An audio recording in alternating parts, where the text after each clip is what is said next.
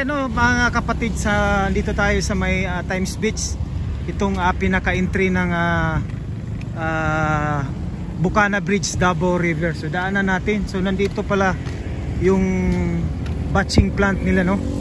Ayan o, dito pala. Ayan. So dito kasi yung pinaka-ano ng China Road dito.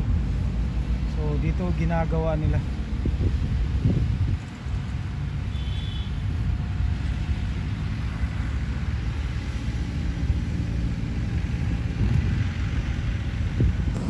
Madaming heavy equipment, no, itong contractor, itong China Road.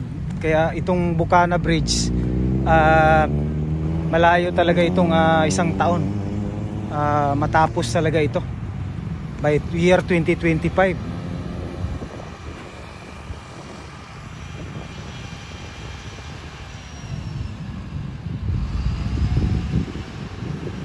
So dito yung ano nila, pinaka hideout office nila dito sa kanilang mga heavy equipment at saka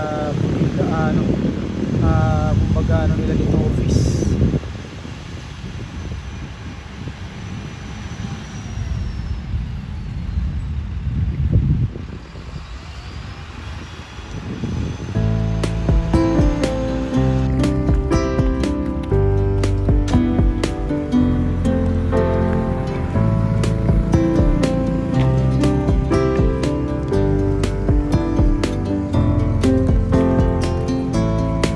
Saka itong mga ano dito namamatay, no, dahil sa sobrang init talaga, oh.